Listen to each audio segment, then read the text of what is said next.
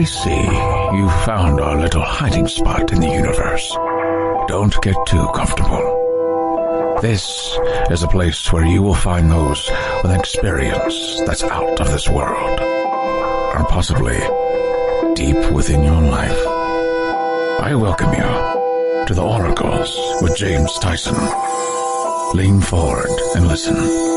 We will pull you into a supernatural journey with guests from around the world, each one experiencing some of the most extraordinary phenomena this wee planet has to offer. Now, here are the Oracles with James Tyson. Thank you, Liam, and thank you, listener, for tuning into today's episode of the Oracles with James Tyson. It's me, James. And today, joining me is my friend Tui Snider.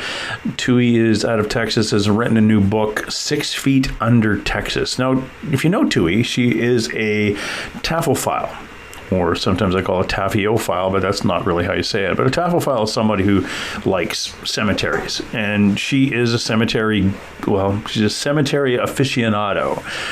She's actually turned her hobby into more than just hanging out in cemetery, having a picnic, which honestly is a little bit creepy, but she's turned it into a vocation where she teaches courses in this too. She's an author, a speaker, a researcher, specializing in this type of overlooked history, cemetery symbolism, and haunted lore. And as she puts it, I used to write fiction, but then I moved to Texas.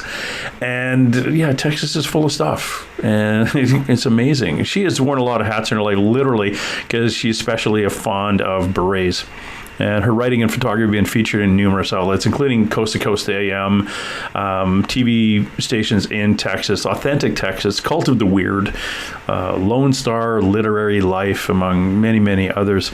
She loves giving presentations and occasionally teaches classes based on her books at a college in Fort Worth. So go to her website over tuisnider.com and see if she's got a class coming up. And if you're in the Dallas-Fort Worth area, it'd be kind of fun to drop by and learn a little bit about your own history and a lot of the cemeteries and things that are out there and all the other woo-woo stuff that she's involved in. Her best-selling books include Paranormal Texas, as I've said, Understanding Cemetery Symbols, which is not as easy to say as I thought it was going to be. 6 Feet Under Texas is the one we're going to talk about today. She enjoys connecting with her readers all over the globe and her weekly newsletter. And if you want to know more about that newsletter, go to tuisnider.com. 6 Feet Under Texas. What is that going to be all about, you ask? Well, it's about some kind of cool things and not so cool people, and some interesting people that were buried actually in Texas in the last 100 or so years. We talk about guys like Peter Mayhew, who played Chewbacca in Star Wars. Yeah, he's a good Londoner, buried in Boyd, Texas, all 7'4" of them. Talk a bit about him. We touch on a lot of. We don't get really into symbolism. We talk a bit about why we think cemeteries are haunted, why she likes cemeteries, why you, and I know you, listener, why you like hanging out in cemeteries too. But we talk a little bit on why people do that. We talk about cremation, why people, we've gone off on the kind of the cremation tangent. In my neighborhood here in Vancouver, British Columbia, it's like freaking land is worth a lot. And 30 years ago, you could get a plot in the only cemetery in Vancouver, and I think it was 10 grand 30 years ago. So yeah, real estate prices have gone up a lot, so maybe it is better to get your loved one put in a box and take them out. And we talk about sprinkling ashes where you're not supposed to, and why people do it, and talk a bit about that. We kind of, it's Tui. She and I just go off in tangents and talk about all sorts of things, from my policing running into dead people to her being chased at the age of 9 when a molester was chasing her and her friend in their little brownie outfits across the cemetery, and he was tripping over the tombstones while they were zigzagging in and out of them. So she's been doing the cemetery jogs and runs and activity since she was a very little girl. We do talk to her about her book, 6 Feet Under, and a few of her other books touching on some really creepy cemeteries she's bumped into and stuff that she's done in Texas. and a little bit of the history of those cemeteries, and again, why she's fascinated with those places our dead people are buried, and the cool mausoleums and things that are built up there. And then I go off on a tangent about a really cool cemetery in Cuba, in Havana, that I was at. And yeah, it's fun. And I think she talks about some dead people in Rarotonga in the South Pacific. Yeah, it's a eclectic interview, but it's all about dead people and where we put our dead. So I'm going to go down the hall here and go get her now. Tui, how are you today? I am fabulous. How are you doing, James? I am well. I've read your book, 6 Feet Under Texas, and it's rather interesting. You've got a lot of very cool dead people. Oh, yeah. There are really some interesting people in there. And what's weird is I actually have 2 mysterious, unknown, one-legged people. I just think it's weird how they, there's some strange things that came throughout the whole book. Only 2 strange? Yeah, there's only 2. Well, no. Only 2 strange things in that book? But I thought it was weird. Okay, so I was talking to someone about the book, and my husband goes, tell him about the one-legged man. And I'm like, which one? There's 2 in the book. And then we burst out laughing. I'm like, why is that? Mysterious, unknown, one-legged people. I don't know, whatever. That's kind of cool. Hey, why is it you have this obsession with graveyards and tombstones? Now, there's a term for that. It's taphophile, right? Yeah, taphophile, because Taphophile? Taph is taphophile. Yeah. Yeah, taphophile. Taph is, Greek, ancient Greek for tomb. So that's why we get the word like epitaph.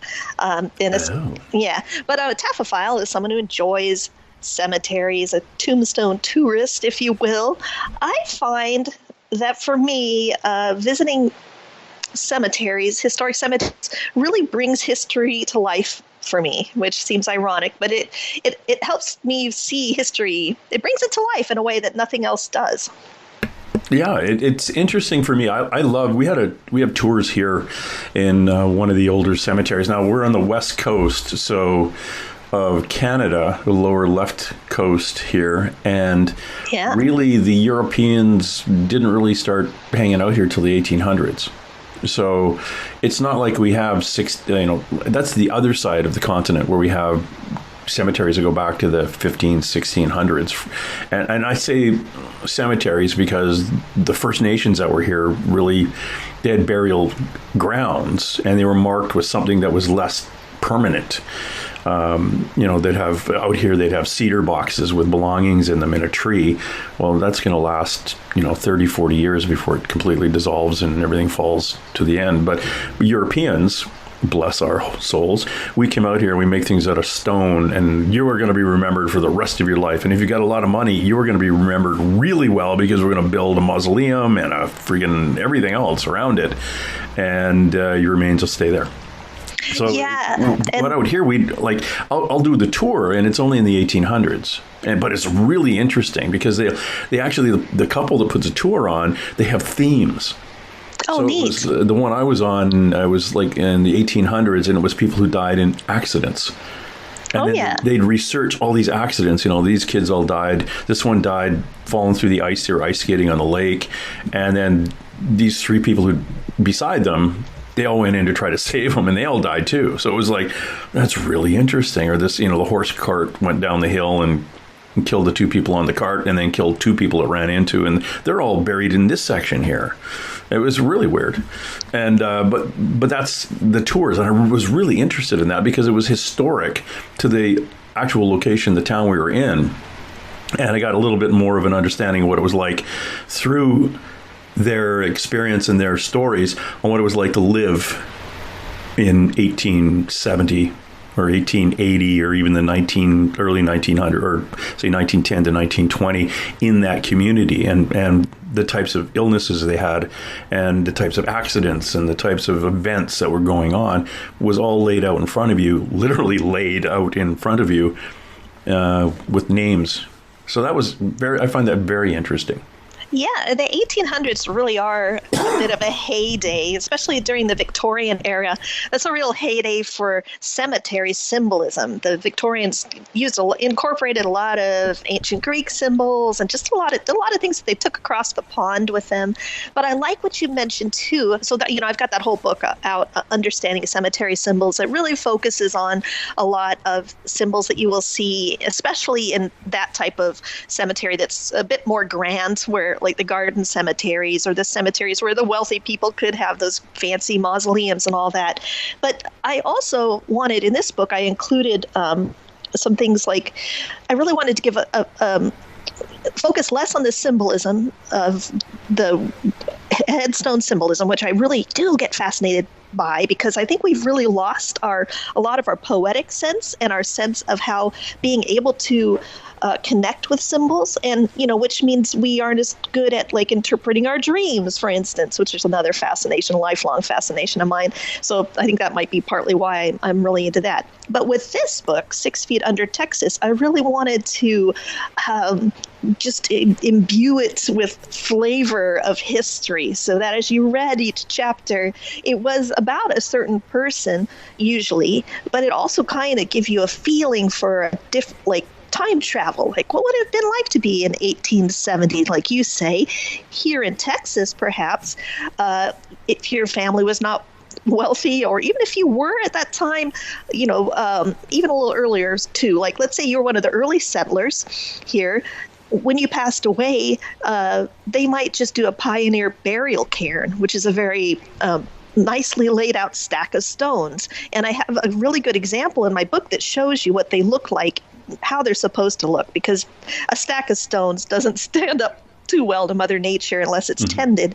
And of course, wooden crosses fall apart unless they're made from some really hardy tree like bodark. But I really wanted to give a feeling for what it was like. Like I have that one chapter about Sally Bowman, who gets shot by Comanches, and she was shot at such close range that her dress caught on fire. Yeah. I thought, wow, that's fascinating. So things like that. You mentioned that. So I did try with this book.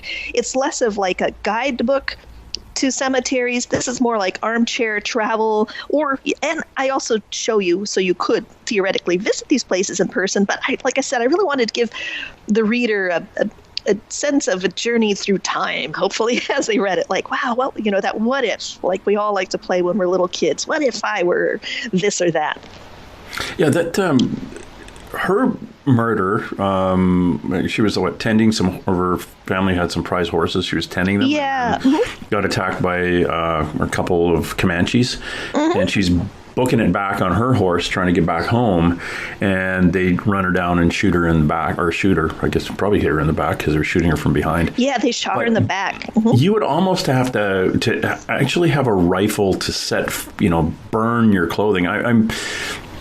I'm guessing they took a bit of artistic license when they were describing that it didn't probably set her clothes on fire, but it probably burnt. There was a burn mark. Maybe that's it. On the on her clothing. That's almost a contact.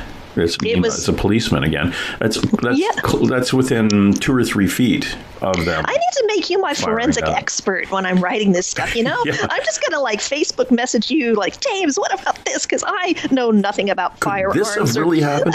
Yeah. And in looking at rifles going back to the 1800s too, they did. We're kind of spoiled by television shows where the guy with the rifle is shooting and there's no recoil of the rifle, or it doesn't really go back into his, and a little bit of smoke comes out the barrel. But those were a heavy grain, big bore guns back then, and when that bullet came out, there was a lot of unburnt gunpowder that was still kind of, well, it's not exploding, but burning in the air as it was going. So you'd have these things. And, we get a little bit of a peek into this from some television shows where they're saying, well, he fired the gun, there should be some residue on his hand. Yeah. If you had a pistol, or but a revolver, you'll get, whatever blew up, because it's an explosion inside the shell, and actually, get a wax impression. You can pull bits and pieces of it off. But yeah, you shoot at let's say a white sheet with one of those old 1800s rifles from 2 or 3 feet away. it's going to mess up the sheet. There'll be a bullet hole in it, but you're going to see spattering and all sorts of other, and it's going to burn. You'll see a flash because, these things, when they went off, there was a fire coming out the end of it. So yeah, they were kind of messy, depending on also what kind of ammunition you had, whether you made the ammunition yourself, it was, you're loading your own bullets, or, it was an older bullet maybe, and it just didn't burn properly. Yeah, so that was interesting in the story about the burning of her clothing while she was riding. Mm-hmm. It's a shame, if they were horse thieves, why they're trying to kill her. Was she 16 years old or something? She was 16, yeah. I know, it's so sad. And well, sorry, the neighbors got together. Go ahead. In the book, you have a picture of her grave marker, her tombstone, and I look at those kind of tombstones, and that from the 1800s, there's a ton of information on that. There's scrolling. It's a really detailed work, and it's aged really, really well. It's got this neat patina to it, and it's worn, and those are the kind of tombstones I really enjoy reading and looking at, because it's so busy with all sorts of information on it, and maybe a little poem or something, and describing the person, and was it I don't know if that's marble or not, but it was very common, that stone in I think that one might have been marble. In the Southwest U.S., I see a lot of actually, I shouldn't say Southwest. I've seen those in Gettysburg too. It's just the way that marble is worn makes it really, really. I connect with it for some reason. it's not very modern, chiseled, sharp corners. Everything's it's worn. Yeah, it takes a lot of effort to do that. I spoke at a monument builders conference a couple of years ago, which was fascinating because people who make headstones, it tends to be a family business. So I came armed. I was given a talk about cemetery symbolism, which they were really wanting to know about. But I had a lot of questions about material and just how do you guys do this? And what does this mean? And they gave me a real appreciation for the craftsmanship. Like that Sally Bowman, the top part where it says Sally B on it, those are raised letters. And when you pointed out, it's suddenly obvious. They were saying it takes so much more effort because you have to chisel out everything around it to make that raised lettering. And then I would show them different headstones, like some of my favorite ones from around the world, and they would be like, "Oh, well, this material that's made from that's a really fine grained marble. I can't believe it looks so good. Are you sure this is outside?" Things like that. And so it was really educational. And another reason that I just wanted to say that the Victorian era, even around the Civil War and beyond, headstones are really interesting then, because in the Puritan era, you didn't really have much on there. You just, except for it might say memento mori, which means remember you must die. It's like you could forget that back then. But anyway, they would have very dire things on there, and it was not about the person. But from the 1800s, you have this wonderful period of time, I think back when people were much more connected to their poetic sense, their symbolic sense, and also people planned what they were going to have at their gravesite. Let's say you came across, a windfall at your business. You'd be like, hey, I think I'm going to commission a monument for the family plot. And it's going to be this, and it's going to have symbols on it. And so, in a way, like when I was a teenager and I would think about fancy graves, I kind of looked down at them and was like, oh, the hubris, what were they thinking? But now I love that because you're sharing the story of your family, and it's so meaningful. Yeah, I was in Cuba, in Havana, and did a graveyard tour and looked at, it was a mausoleum of the Bacardi family, Bacardi rum. And did it have bats on it? Yeah, it did. It had a bat on it. Cool. It was really cool. And it's like, it's one of those places where it's built on a rock, basically. So everything's above ground. So everything is built up off of the ground, so it's all marble and like old European above ground, very, very kind of Roman Catholic kind of looking mausoleums. Am I using the right word, mausoleum? Is that what Like a kind of elaborate built. A mausoleum is the above ground structure where you can store caskets. It comes from, I think, the mausoleus was one of the ancient wonders of the world. The Greek world, once again, goes back to ancient Greece. But yeah, mausoleum would be the above ground thing where you could, it looks like a house above ground where you can actually, but it's usually stone, and you can store maybe 6 or 7 caskets in there. Yeah, it was depending. It was very, very cool. I think one of the Bacardis was back in the day actually a founder of where Havana is now. I just remembered it was the Halicarnassus. That was it. I was just trying to think. It was in the tip of my tongue. That was the famous mausoleum that was one of the Halicarnassus is one of the ancient, like, you know how there's the modern 7 wonders of the world and there's the ancient 7 wonders of the world, and I knew I had something in my brain about mausoleums in there. Anyway, yeah. Oh, very cool. All right. Now I can relax. Okay. Now you're not going to phone me at 3:00 in the morning. Yeah, I remember. I remember okay, now. Tui, thanks. Yeah. Or just send me an email for God. Yeah, I could. I love, like I say, like walking through old cemeteries. Not like you though. You walk through them with a sketchbook and a camera or a notebook and a camera and write everything down. And a picnic. Quite often a picnic. I was going to say, in fact, if people want to see more about Sally Bowman, I did just do a video at her cemetery, Deep Creek Cemetery, and my hubby and I did have a picnic with us when we went. It's a really good one for a picnic, so. And which is perfectly fine, good for a picnic.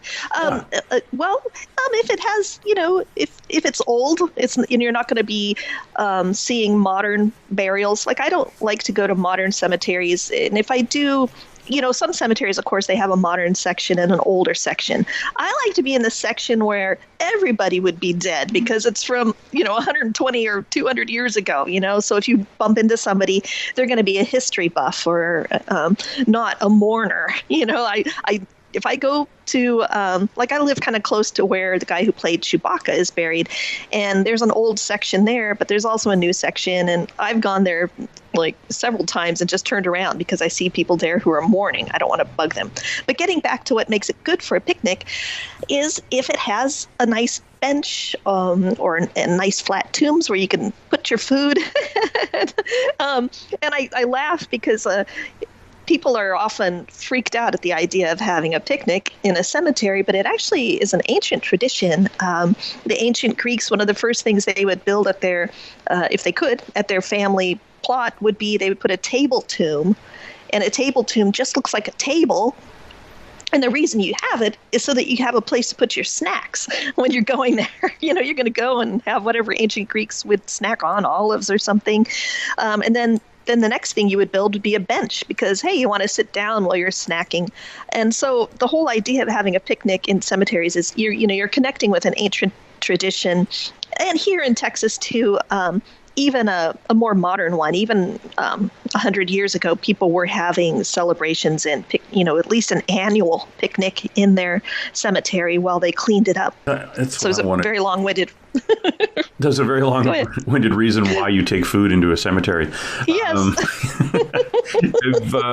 You touched on really quickly there. You went through the Peter Mayhew's cemetery where he's buried, and he played Chewbacca in the Star Wars.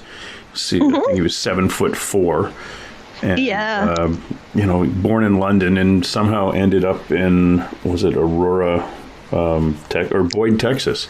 Yeah, which is right by Aurora. In fact, I was sort of surprised he wasn't buried in Aurora because it's hard to say Aurora over and over because it would have made sense by the space alien grave. I mean, if I were him, that's what I would have gone for. And it was interesting. The first time I visited his gravesite, Peter Mayhew's gravesite, there was just a little pile of dirt. I I couldn't find it. And I was getting all distracted, and I'm wandering all over the place. And once again, if you want, I do have a video of this if anyone wants to see it. But the groundskeepers were out, and this was pre-coronavirus, so I didn't mind asking them for help, and they were really helpful. And they showed us where he was buried, and it was just a little pile of dirt with a gingerbread cookie that looked like a Wookiee on it, and a tiny little black and white photo of Peter Mayhew. And I'm like, oh my gosh, that was so sweet. And then, they still haven't added too much. It has kind of a flat brass marker on it now. But they told me that he was so tall that it was hard finding a casket that he would fit in. And they said that his actual ceremony, funeral ceremony, was really beautiful, that there was a horse-drawn carriage with it, and the horses had, I like this because I like anything sparkly. They said that the horses had like glitter hoofs. They had really sparkly hoofs, which I was like, oh, neat. No, filing that away. I want glitter hoofs. I want glitter-hoofed horses bringing me in a carriage. Yes. Well, they probably went to Budweiser and got one of the carriages because he's, 7'4". That's true. Yeah. What sort of carriage is he going to fit in? Interestingly, they do have a historic funeral carriage at that cemetery, Azeland. It's actually for a modern cemetery. It's really quite nice. A lot of more modern cemeteries just look like a golf course, because they're just all flat. There's no really interesting monuments. You can just mow over everything. And but Azeland's pretty cool. You reminded me of Rodney Dangerfield's character.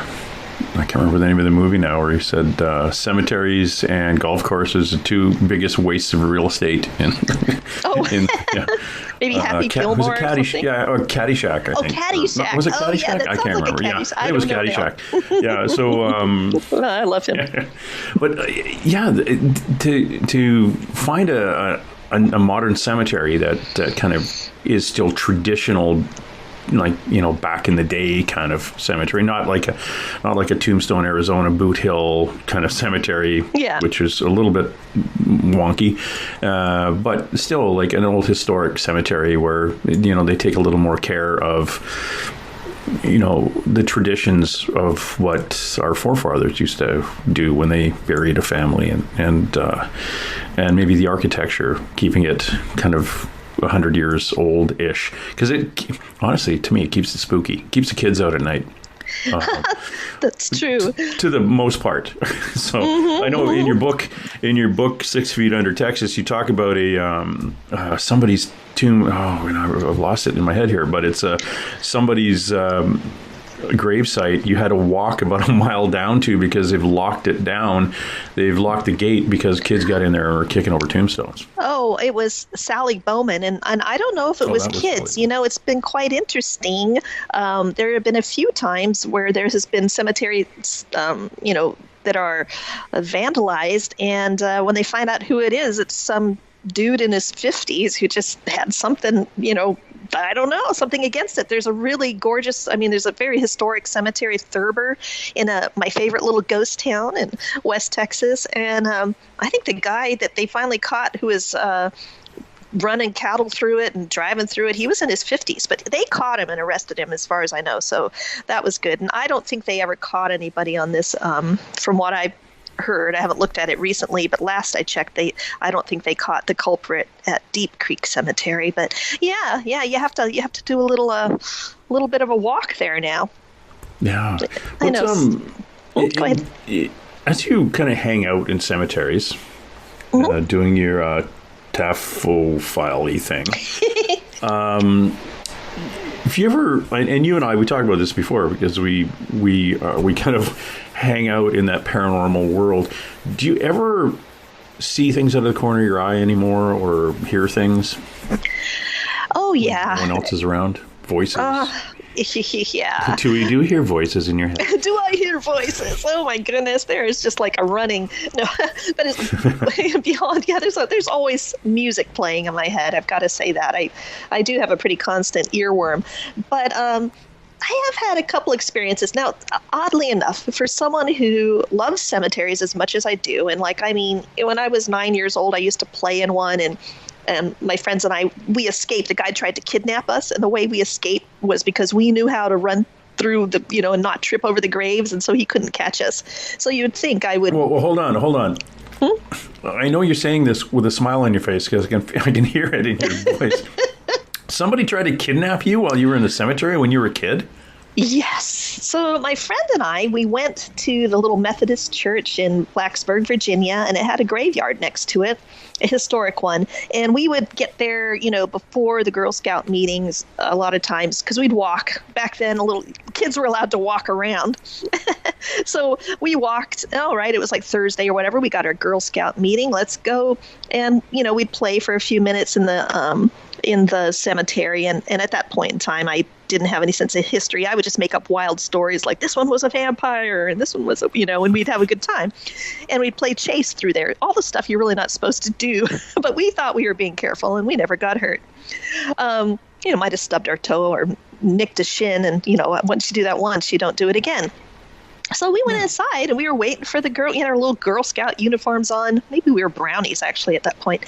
And we were waiting for the leader to show up, and she didn't. But instead, the janitor shows up, and he's like, "What are you girls doing?" I'm like, "Oh, we're waiting for the Girl Scout meeting." He goes, "Oh, they moved it to this other room." And so we're walking down the hall with him, and he kind of puts his arm around us, and I just get this perv vibe from him. Like, I think there's something wrong with him, and it's, I don't have the words for it at 9. It's creepy. And so he says, "Here, girls, here's where the meeting is going to be." And he takes us into this room. Now, there were a couple scooters in there. And he goes, "You guys can play on the scooters." But he locks the door behind us when we go in. And then he goes over to this kind of closet. And anyway, it becomes apparent, I won't go into too much detail, that he wants to molest us. And so we know the door is locked, but we climb out a window. And it was luckily on the first floor, but when you're 9, it was still a bit of a jump. We had to jump into a bush and got kind of scratched up, and we got out, and he was yelling at us, "Come back, come back." But he couldn't get out the window. Luckily we did. And so then we just were like, "Oh my gosh, what do we do?" So we start leaving, and we're just walking home, kind of shaken up, like, I think someone tried to kidnap us. Well, he pulls up next to us in his car, and he flings the door open, and he pats the seat and goes, "Get in." And my friend just reflexively gets in because, when you're 9 and an adult tells you to do something, you're used to it. And I'm like, "Get out." I pull her out, and then she starts screaming. She told me later, like, she didn't know why it was just because he said get in. So she just obeyed.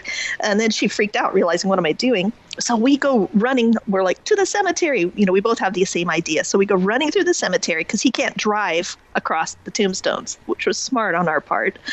And he gets out of his car and starts chasing us. And he's like, girls, come back here, come back. I just want you to live with me or something like that. We're like, oh my God. But we know how to run and zigzag. And he's like, ow, ooh, ah. And he's tripping and falling. I look back once and he's like, on the ground. And we know where there's a shortcut through the woods, and we made it through the woods. And yeah, that's how we kept from getting kidnapped, essentially. Okay, so what happened? What happened to him? Well, our parents didn't believe us. They said we were making it all up. We got in, I think I got the worst spanking of my life and was told I couldn't play with my friend anymore. It was very frustrating. I mean, it taught me that, I guess I can't tell the adults in my life what's really going on. And then we moved away shortly after. But I mean, yeah, and I always was kind of scared of janitors after that. Jeez. Like I would hear the sound of keys. You know how they always have the sound of keys? And my stomach would twist. And I would always actually, this is kind of funny. I mean, I never, ever after, I always wanted to have shoes on that I could run in. And I always, to this day, I kind of scope out the exits. Like when I'm in a room, like I sit so that I can see the exits and I think of where I would run if someone were to if I were to feel in peril. That was its lasting legacy. Like I was never like, I want to wear high heels. I was like, can I run in these when I look at shoes? So, yeah. All right, now I'm frustrated. Let's go back and we'll find that guy. Yeah, I know. It's horrible, isn't it? It's just, See how many skeletons he has in his closet that are only 4 feet high. I know. Every time I would go to Girl Scouts after that, for a few months before we moved, she and I were always like hopefully, scared we would see him. We never did. Like, he never showed his face again when we were there, thank goodness. But we were like scared. Like, if one of us had to go to the bathroom during the, Girl Scout meeting, we're like, you bring the other with, it was like, ew. The other kids ever... Do you tell any of the other kids, or just... We told the other kids. The other kids believed us, but we didn't tell any other adults because we were like, they're not going to believe us. I don't know why we would make that up. I mean, it was scary. I know. And that's the thing. This is my police brain kicking in again. Kids just don't make that up. And we were scratched up. I mean, we were, and freaked out. I mean, it's not like, I don't know what that would have been a fun story to make up what I would have gotten from it. See, in my experience, adults will make stuff like that up. Like, I should say adults, but like 16 to 20-year-olds will make that up. Oh, I'm late for my curfew. I'm going to say the cab driver molested me. Oh, yeah. And you end up investigating it, and the cab driver is saying, well, no, look, here's the video. This is the time I picked them up. This is the time I dropped them off. I could not have driven to where they said I was, and there's video. And then you sit down with the kid, and you stare at them, and eventually you say, well, I didn't want to get in trouble for being late. Okay, so you to avoid getting yelled at and having your curfew, slammed down a little bit harder, you claimed you were sexually assaulted by a stranger who now his life can be ruined. So they look at you like, oh yeah, I guess that's bad. Yeah. So yeah. And then and if you ever get sexually assaulted, holy cow, now look at the hill you have to climb. So, like when you call me and they say I've been sexually assaulted, oh, I remember you. Yeah. So we're going to have to really have a conversation here, and as well as really investigate a sexual assault. So it's like you can't just write it off at the beginning. You have to investigate it like it's a sexual assault right up to the point when you find out it isn't. But it puts the victim into an awkward position if they've already had a fake one. And, and it obviously puts the accused through a ringer, which can be devastating. And it's a lot of it's psychologically devastating. All of a sudden, you've got persons of authority claiming that you've done something. So, it's just bizarre. Yeah, absolutely crazy. But it's like, but a kid, like a 9-year-old's not going to make that up, especially two of them. No, I mean, we were mischievous, and we would like make prank phone calls or something. We were very mischievous, but I mean, we would nothing like we were going to accuse an adult of something. Like, I wouldn't even have that in my head to think of to do. And that's the thing is, it's not what you're not doing at 9 is targeting another person with something that's painful. Yeah. Like claiming they've done something. You will do things like you say, mischievously. You will make a prank phone call, is your refrigerator running? You better catch it, kind of thing. Those are fine because it's not, what's the term? It's not an offensive, not malicious or something. Somebody. Yeah, even our pranks were never meant to be malicious. They were just meant to like kind of just goose people into like, oh, what just happened? It was like a funny thing. Yeah. I mean, I think we had just missed, they had said that the meeting was canceled and we didn't realize it because we were probably goofing around or something. 9 years old. I didn't hear that it was, that's the only crime I committed that day was just going there when there was no Girl Scout meeting. I mean, how dare you? But it was so weird. My husband and I drove through Blacksburg, Virginia, and I had not been to that cemetery since I was like 9, and I still knew my way around. I was like, oh yeah, oh my gosh, this is where we ran. Oh my gosh. And we were only there. We were kind of in a hurry because there were going to be tornadoes that day on our drive, so we couldn't stay very long. I would like to go back again though and walk through again. Maybe apologize to some of the tombs where I made up stories about them being vampires and stuff, but I don't think they really care. Probably not. It's hard. We're talking to Tui Snider. Go to our website, tuisnider.com, and Tui is Tui, and Snider is without a Y. So Snider, tuisnider.com, and check out Tui's other books. They're kind of cool. We got off on this tangent, but I was asking you the original question. Yeah, the original question. What's the capital of Ecuador? No, what types of we'll call it paranormal, supernatural, woo-woo stuff that you kind of bumped into in your experiences walking through cemeteries. Now, I always look at a cemetery in this light. If you're a ghost, why would you hang around a cemetery? It's quiet. There's a bunch of dead people. Actually, no, there's a bunch of the remains of human beings in boxes 6 feet under. Why would you even hang out there?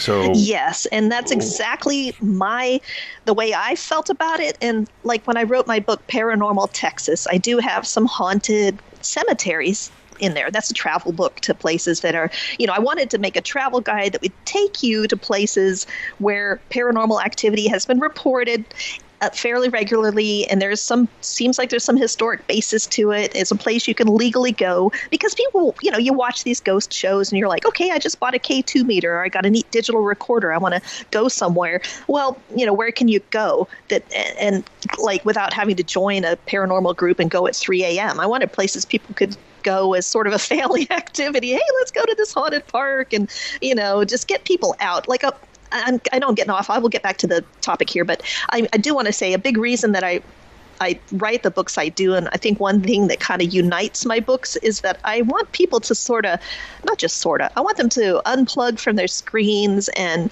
spend some time with their friends and family, getting out and exploring the area right around them and having some of their own adventures rather than always feeling like you have to have vicarious ones. So this is, I hope, I'm always happy. I'm always thinking maybe my book is going to take someone on an adventure, even an armchair adventure, but just kind of get them going places. Now, I always thought that cemeteries, that's the wrong place. Why would I haunt a cemetery? Why? I really had a real resistance to the idea of cemeteries being haunted. And so I was writing this book, Paranormal Texas, and it does have a few haunted cemeteries in them. And I was just like, well, I will report these, even though I'm kind of rolling my eyes secretly, because I think, this would be the last place that you would hang out. Like, my favorite kind of ghost in those books are the ghost of the bakery, the haunted bakery, and it's haunted by the old baker who just loved it so much that he can't leave it.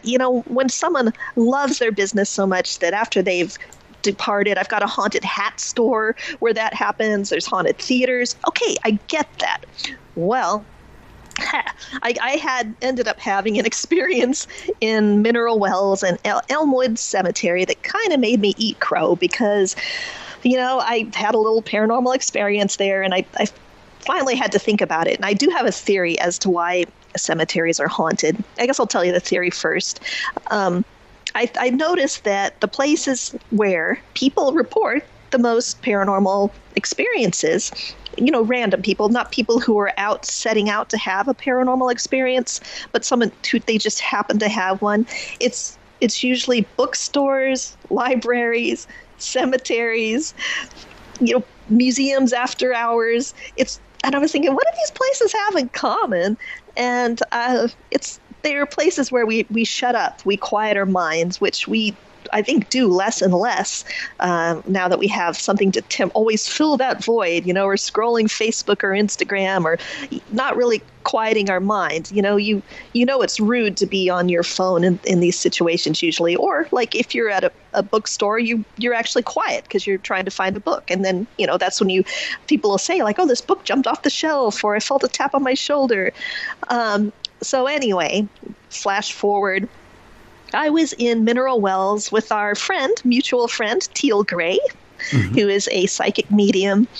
And she told me, well, more than once, when I've gone to visit her, she has noticed that I had the spirits of little children around me.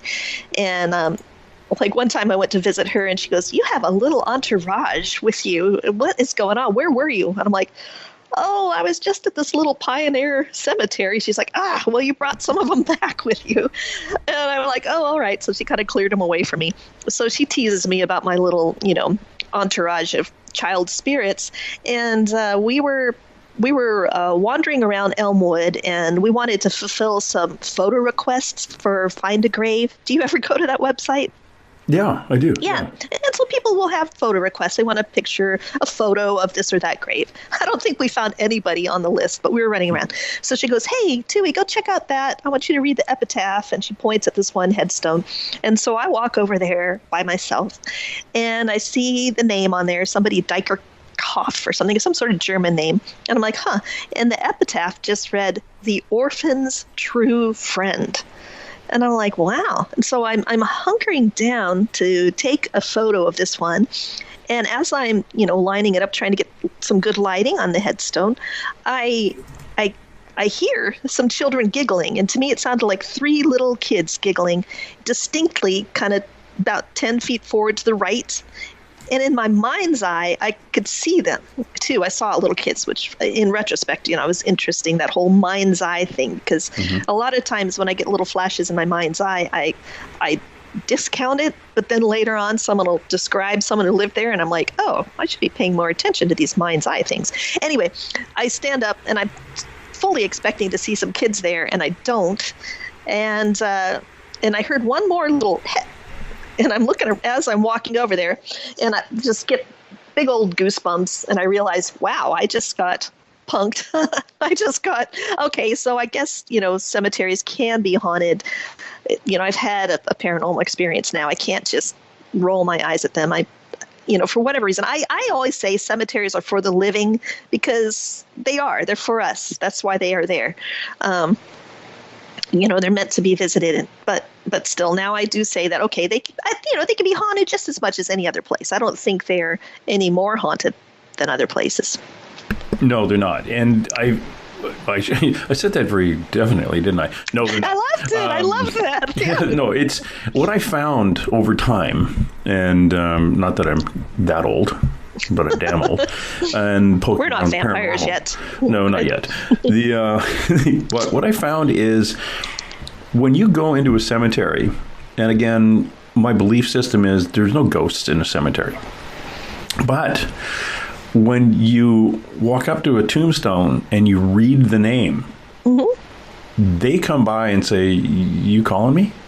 Yeah, you rang. And I don't mean. Now, this is the difference between a ghost and a spirit. Like, I think if someone's dead and they cross over and they go on to do whatever they want, they can come back and they can hang out in their favorite bar, or they can do whatever. It's those beings, that energy that shows up. Because if you died in Alaska, but you were buried in Arlington, Texas, you were a ghost hanging out in the bar that you died in Alaska, you're not going to be at your cemetery. You just, like, that energy is somewhere else because you haven't crossed over, haven't gone through what you have to go through and show up. But when you read the names on a tombstone, you could have, somebody could have died 100 years ago. It's like an invocation. Yeah. And you've just basically said, okay, hey, this one's Bob Smith, who died of a gunshot wound in 1870. And Bob Smith shows up and saying, do you know me? You rang? Who are you? Why are you interested in me? Why are you saying my name? And why are you standing at my grave? And they're coming back because they're curious on, like, okay, why? Did you have a question? And some people who are sensitive will go, oh, crap, there's a ghost here, or I'm getting a name, or whatever. The other ones that hang out at cemeteries, though, bless them, are kids who haven't crossed over, because they hang out with their family and their bodies, and they end up jumping in the cars, going to this funeral, and then everybody just splits up and goes home. And the kids are going, okay, what am I doing here? And okay, we're going to wait here because mom and dad will eventually die and have to come here. Oh, wow. So there's that theory too. But speaking of kids and Arlington, Texas, in your book, 6 Feet Under Texas, you talk about the Reverend Upchurch's, what's it called? The Industrial Home Redemption of Girls or something? A very clunky, but Baraka Industrial Home for the Redemption and Protection of Erring Girls, I think. Yes. And that they called it the Baraka Institute. It kind of had a few different incarnations of the name. Mm-hmm, yeah. Yeah, the industrial home or industrial school, those were the places where you'd, it was the name for a juvenile detention facility or a juvenile facility for people who were, quote unquote, weren't sick, but they were taken from home or they were pulled from home to put somebody in. Now, this place was, I guess, built back at the turn of the century for homeless or usually pregnant women from Texas and the surrounding states. Yeah. But it was interesting because this was a place, unlike other homes for the fallen women, this one required the girls to keep their babies and they weren't given up for adoption. Well, they were eventually, but they had to keep them for a year, which I would think would be so tough because after a year, you've totally bonded. But he wrote essays about the importance of the mother's love. And so, like, if you had to keep your baby for a year, I don't know if you would be allowed to keep her or him, but at that point, you could then give the child up for adoption. So they were not adopting out infants. I mean, they were still a year old. But yeah, I thought that was interesting, too. Yeah, because it was hard to be a single mom back then because you were ostracized in the community as being a single mother. Yes.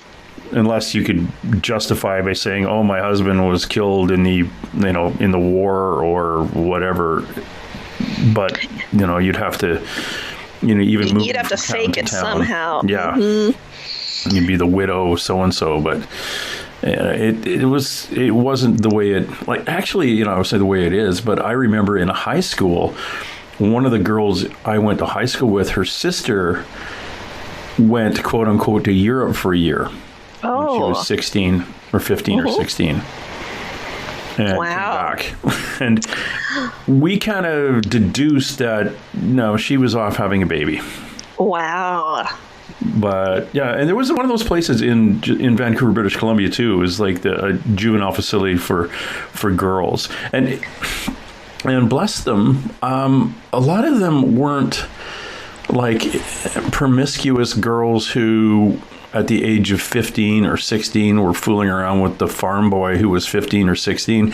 Their children were their parent. Like they were having their sisters and brothers. Mm-hmm. Their dads were raping them. Their uncles were raping them. They were victims of sexual abuse. And when they became pregnant, it was, okay, you're a horrible little girl. You're going to have to go. You have to leave the house. Yeah, you're a fallen woman. That was what got me. Even, as I was researching this guy and the Reverend, who it seemed that he really had his heart in a good place, compared for the era anyway. But he would still refer to them as fallen women, and he would, the whole point of the Baraka Institute was to give them a skill. I like this so that they could return employable skills. So you go to this home. I don't know what alibi you give your family. You've just been kicked out and who knows, but you might become a laundress or I liked it. They had a magazine. So they had typesetting and printing were some of the skills that you could get. And they had their own magazine called a Purity Journal. Actually seen a couple copies of it now at the University of UTA's museum. And they're pretty dire. Like they have really dramatic illustrations in there, like showing a big spider that's coming for you with a bottle of booze, or the temptations of the world and sin and all this and that. So it was definitely infused with a lot of religion. But the fact was, and then if you were one of these women and your child did not survive because infant mortality was so high back then, in the cemetery you'll just see numbers. So it'll say like infant number 6 or twins number 4, and that was so the mother could visit the grave, but it protected her anonymity. She could then go back into society, be a laundress or work as for a printer or whatever else. No one would know her, her shameful secret, which, as you mentioned, was probably or quite often could have just been that she was raped. But this allowed her to return to proper society and, live out her life without that shadow of shame over her. So I guess it gave them, it's such a different time. Yeah, and a lot of them were homeless or runaway, quote unquote runaways, which it happens today when a child is brought up being sexually abused by a family member, they'll run away when they're 10, 12, 13, 14 and find themselves on the street and most likely navigating towards drug, alcohol abuse, and in the sex trade. Yeah. Sex trade worker, because they have no other, they perceive themselves as that's all they are made for, is that. Yeah. And being abused. It's a horrible, horrible thing. And, it's funny. A friend and I talked about this one day. We were riding motorcycles through South Dakota in Deadwood, thinking, God, it'd be so cool to live back in the day and the cowboys and stuff like that. And I said, yeah, really? You really think living a life with no toilet paper and like carrying a rag with you to clean yourself and then have to find fresh water to clean that rag once or twice a day and stinking. And, you think there wasn't serial killers and sex abuse and pedophiles back then? It was horrible. It was, and, you'd go to some guy. It was just bizarre. And I was a Mountie in northern Canada, northern Alberta, and the rural areas out there, it was like going back 100 years. There was like sense of lawlessness. It was very, very bizarre. It was bizarre. It was incestuous in some little communities. A group of Eastern Europeans had a settlement up there, and they were now in the early 90s were just marrying people outside of the community. So I remember this. Wow. I'm going to go off on a tangent here. It's nothing to do with paranormal or anything, but it gives you an idea on. I love people. to hear your experiences. It was a New Year's Eve. This guy had just got home and he was drunk. He was out drinking with all his buddies, and his wife, who had come from England, she was living, and they were in a little double wide trailer. He came home and she gave him crap for being drunk, coming home drunk at 1 o'clock in the morning. And he punched her in the face. And she pushed him back and called the police. And I went down and arrested him for domestic violence, handcuffed him, put him in the back of the police car, and all the way back to the, which is like a half hour, 40-minute drive, was him threatening to kill me as soon as I took the handcuffs off. And, you just want to sleep with my wife and blah, blah, blah. I'm looking at him thinking, yeah, your wife's kind of cute, but no, that's not right. And he got him to jail. It was like a Friday or Saturday night, and he was going to have to go to court on Monday, and just got him booked. And the doorbell at the little detachment I worked at rang, and I went out the front, opened it, and there was his mother, his father, and his grandmother were there. And I said, can I help you? And they said, we're come to pick up our son. And I said, well, he's not getting out. He's got to go to court Monday morning. And they just stared at me. And I said, you know what he did, right? He punched his wife in the face. And the mother and father didn't say a thing, but the grandmother said, well, it's his wife. At that point, I realized, that's where he gets it from. Because mom and dad probably beats mom. Grandma got beat by grandpa because they were the property of the male in the family. Jeez. It was a very interesting Eastern European group that were incestuous, beating, violent. And, I would rather just work on the Indian Reserve, where if you said, hey, did you steal that car, the guy would go, yeah, but I needed to ride home. I said, okay, fine. and if you were a real jerk on the reserve, the band council, we call them bands in Canada. The council will come to your house and say, Billy has to leave. He's being an idiot. So they punt him off the reserve. We also call them reserves, not reservations. So it was very peaceful. They're all farmers, and they fed me from one end to the other. You drive onto the reserve, and you just ate from one end to the other. But this Eastern European, I called it the Ukrainian Reserve. It was north of town. It was bizarre. It was absolutely racist, and even the other people from that culture, southern, like around Edmonton, Alberta, could not stand those ones. They were like banished back 75, 80 years ago when they found a settlement up there, and they were crazy. Wow. And anyway, that's me on a tangent in regards to and those crazy people. But what I found, and again, it had really nice cemeteries out there, and they were old. They go back to the 1800s and settlers, and 1860s, 1870s, and the church came up there and they started trying to civilize the area, which unfortunately didn't go over well. But but their cemeteries, they had some pretty skookum cemeteries there too. But like you talk about in your book, and we talked about earlier, the headstones back in the day were made out of, a lot of them were just planks. And may have had a lot of detail on them for the 6 or 7 or 8 years they existed before they rotted because of snow, wind, rain, whatever.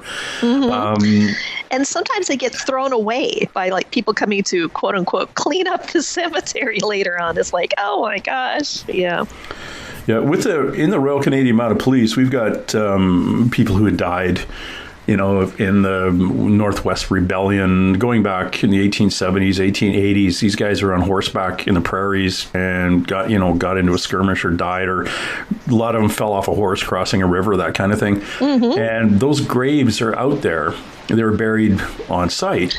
Oh, yeah. There's a rule in the Royal Canadian Mounted Police. Those all have to be upkept.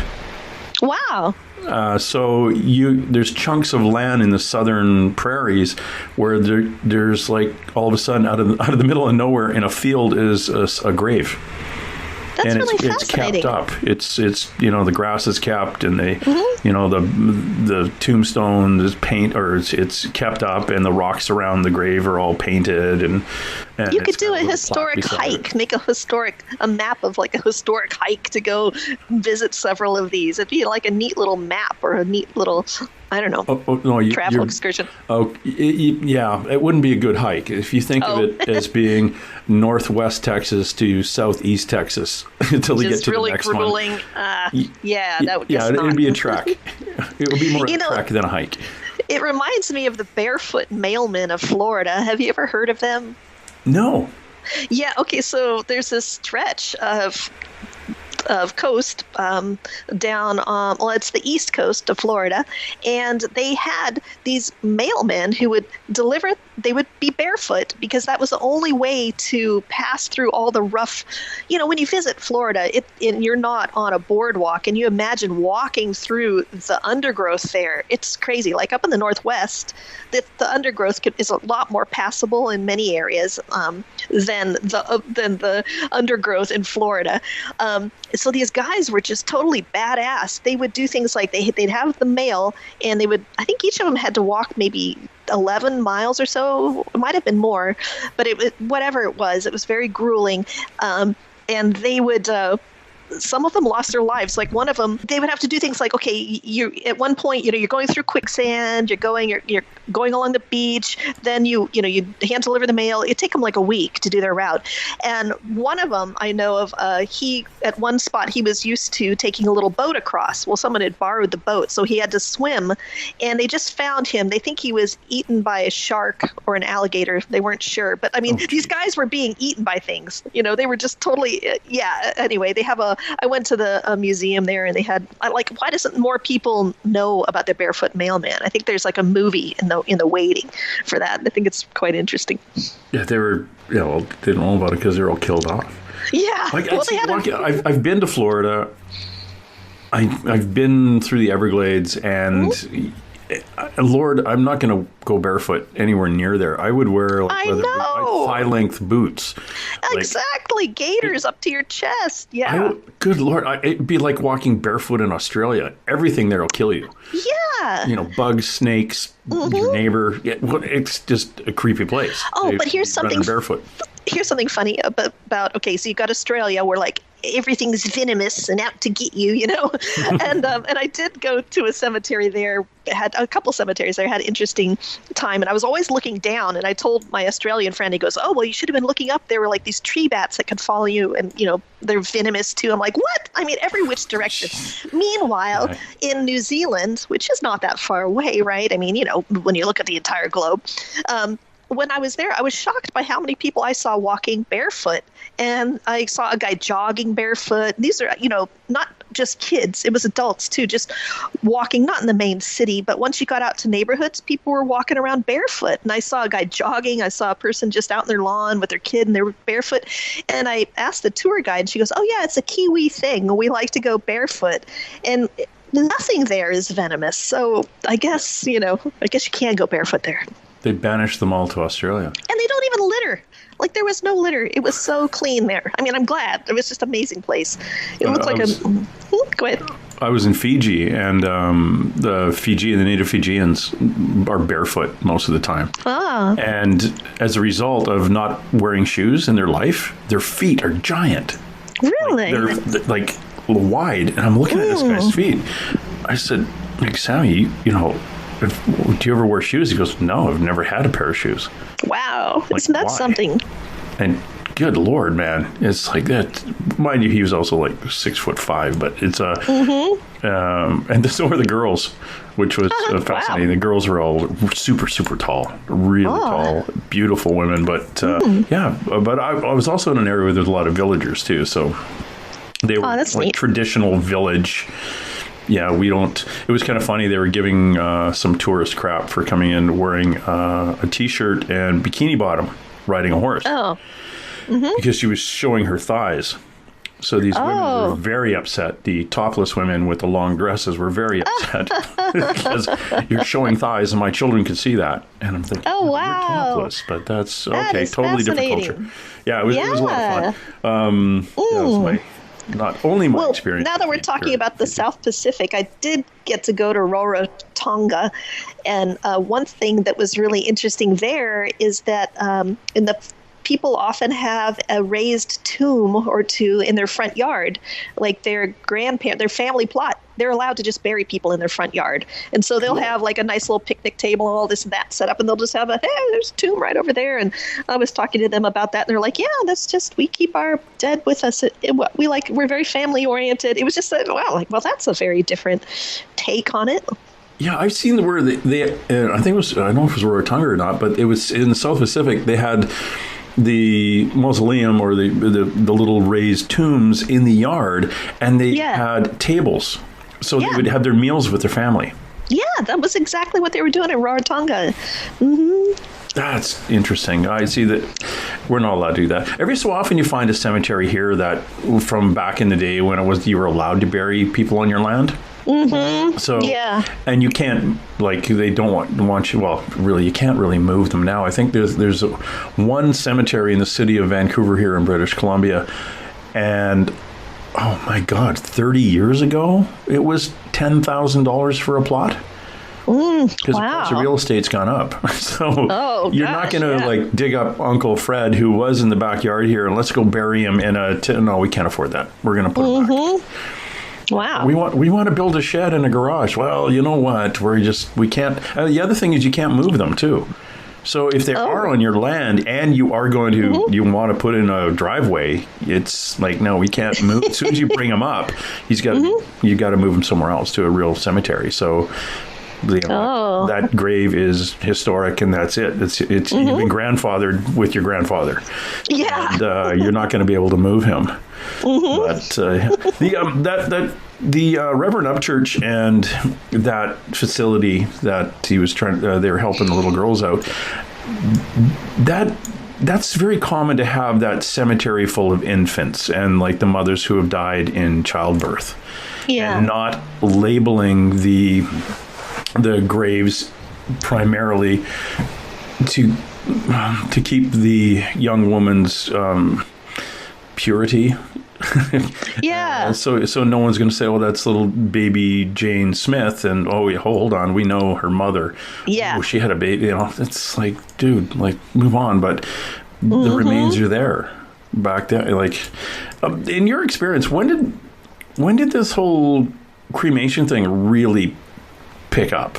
Did you get anything in your, you've been to cemeteries all over the planet, but when did you start bumping into more of the crematoriums? It's interesting because, in the Victorian era, to have an urn on top of your grave was a very common symbol, and they really loved that because ancient Greek warriors would be cremated in, but the Victorians did not want to be cremated because there was still that belief that you were going to need your parts at Judgment Day. It seems kind of maybe in the last 50 years. I mean, I was asking the memorial when I gave that talk at the Memorial Builders Conference, and they were saying, yeah, I was asking them, like, have you seen an uptick in cremation? They were like, not as much as you would think, maybe because we're down here in Texas. This was the Southern Monument Builders Conference that I was at.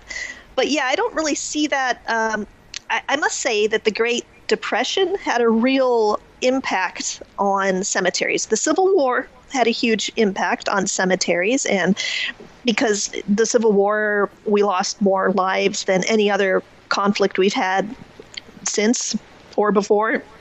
So pretty much every single person in America was mourning the loss of somebody. So there was a lot of impact from that. And also because so many people died, that's when you get the mass production of caskets and coffins, which before that you either made them yourself and used them as bookshelves until you passed, or the furniture store made them and there wasn't such a big demand. That's when embalming became a thing. So Civil War was a big thing. But the other big impact that I've noticed was the Great Depression, because people had to leave their little towns and their close-knit family communities and just find work wherever they could.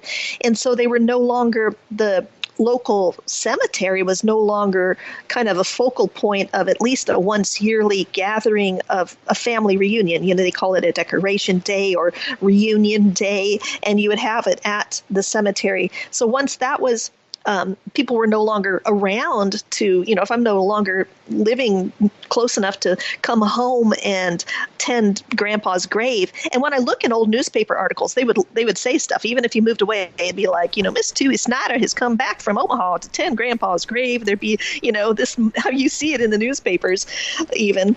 But know that there was a big shift to let's turn cemeteries into big expanses of lawn that we can mow, and a stranger is going to be tending the graves, essentially. So that was a big shift.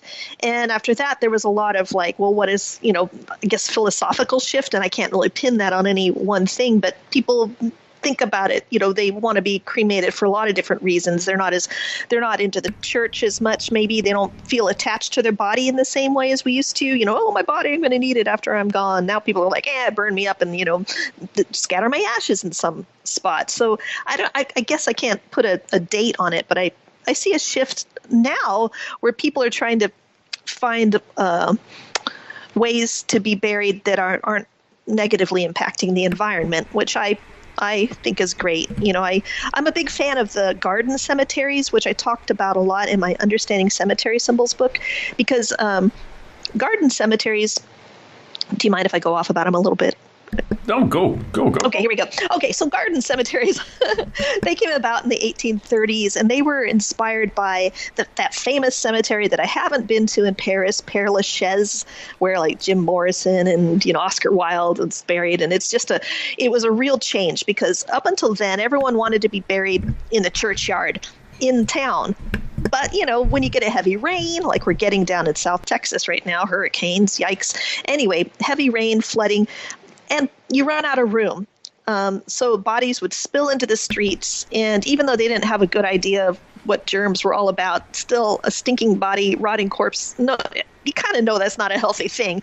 So Paris finally decided, hey, let's make a burial ground outside of the city limits, and we'll call it a cemetery, and it will be a beautiful place, wandering, like, a place to go visit, and with sculpture. It'll be like a sculpture garden. So we copied that in the United States, and Mount Auburn Cemetery in like the 1830s outside of Boston area, they created America's first garden cemetery. And it's still, you should Google the pictures. It's beautiful. It is truly a garden, not like when they say Memorial Park and really all you see is grass. It's like a garden cemetery. They have glorious trees and vistas, and it's planned by architects. and people would go there on the weekends, and they would have picnics, and there'd be portrait painters there. It'd be like a very festive scenario. People would be mourning, but they'd kind of, in a way, like mourning fashion to the people who were mourning, to see and be seen, but also people who just wanted a nice day in nature. Those were actually America's first public parks. And then over time, we realized, hey, we could just have a park. It doesn't have to have dead people buried there. And I'm simplifying all of this. But I really love those old ones, the garden cemeteries. I think that they are living libraries. Like, some of them have such old plants that they have achieved arboretum status.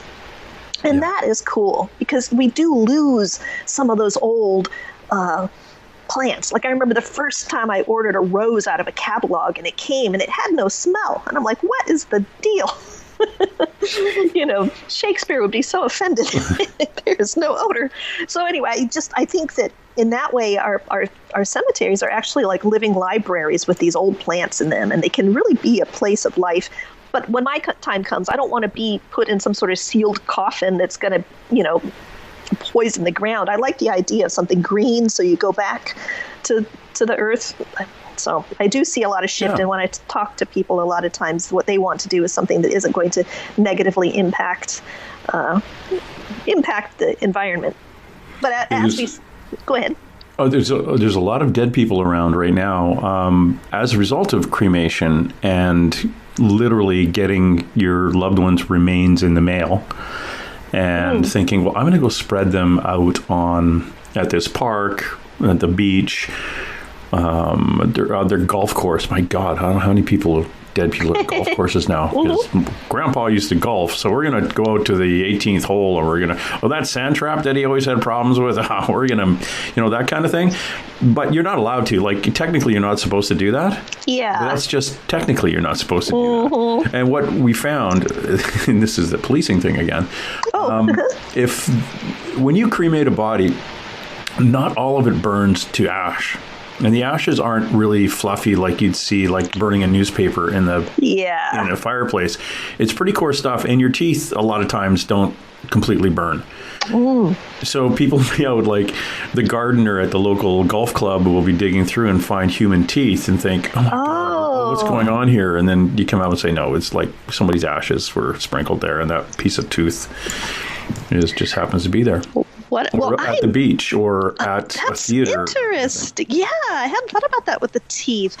Oh, wow. Well, I have had more than one friend who has gone, like, up in the Northwest, they were like, oh, we went out onto the San Juan Islands, onto the ferry, and we went to throw, Marty's ashes and they don't take into account the wind. The wind and blew back. Marty blows back in their face and they get it in their mouth.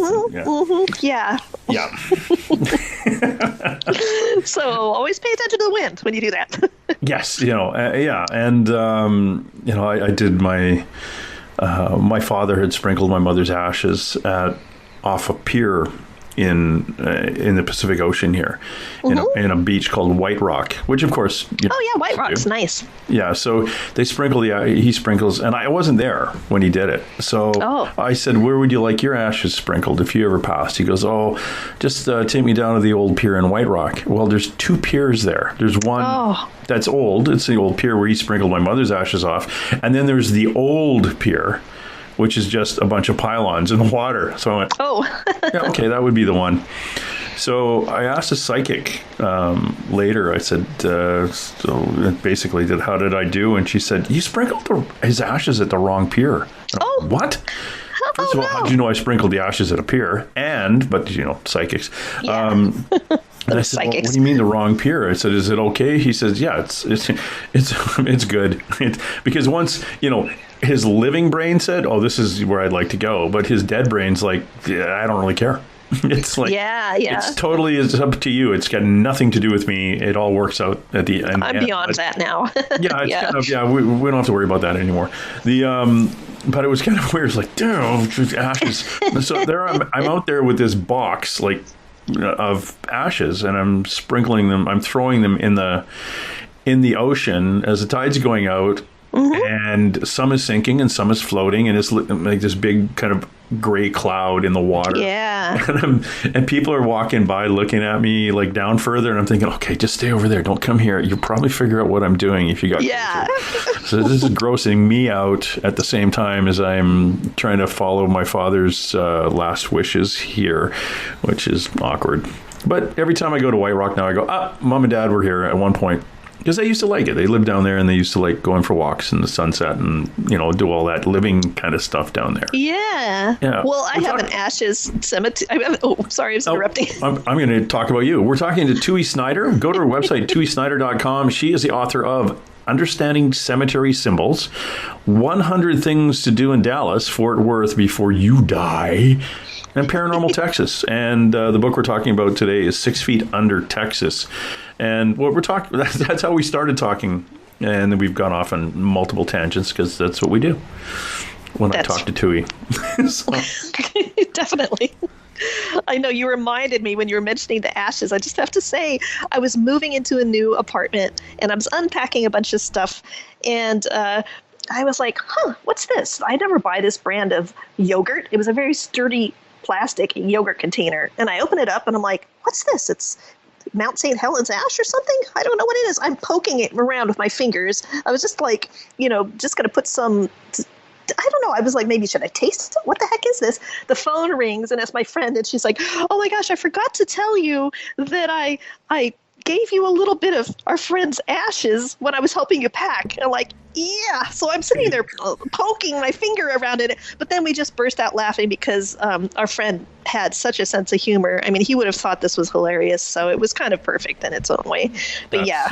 Kind of bizarrely. It was horrifying. And I, was laughing from horror as well as just the absurdity of it. Yeah, that's kind of creepy.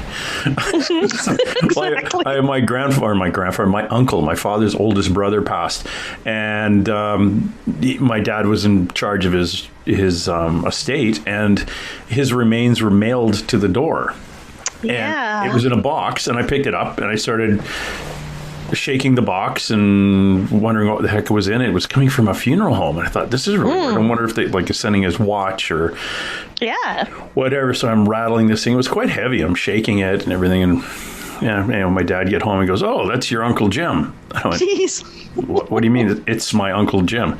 Oh, that's his cremains. I went, okay, that's... Wow. I shook him up pretty good, so hopefully he knows how to put himself back together when he gets to wherever he's going. Oh yeah, we mail human beings. See, that's the other thing too. Is you talk about we go back to the Depression. Mm-hmm. You travel from California to wherever to find a job, and you die that far away from home. How much does it cost to find a coffin and and ship you home? Yeah. During the Depression, that might have been $10 or $20. Where, okay, how about we just burn you up, put you in a box, and mail you? Okay, that's $1. So yeah, mail you. That's true. Yeah, we can ship you off. So we may have increased that a bit too. Mm-hmm. So, I happen to look up. You remember talking about that cemetery in Havana, Cuba? Oh yeah, Necropolis de Colón. It's one of the largest cemeteries in the world, and it has approximately 2 million people buried in its 53,360 plots, many of which are dedicated to families and organizations. Originally designed by the Spanish architect Calixto de Loria and laid out between 1871 and 1886. Still today is a national monument, blah, blah, blah, blah. Anyway, it's a huge, it is a monster. It's comparable to this La Chasse cemetery in Paris. Oh, Père Lachaise? Oh, yes, it's comparable. It's the second largest in the world? This one, so it's crazy. It was, but it's one of those things when you take a tour of that cemetery, it's a full day. Mm-hmm. It's like walking through a city. Yeah. And again, it's mausoleums. Everything's above ground, and beautiful artwork back in the 1800s. It was crazy, but 2 million people. Oof. Yeah. That's, wow.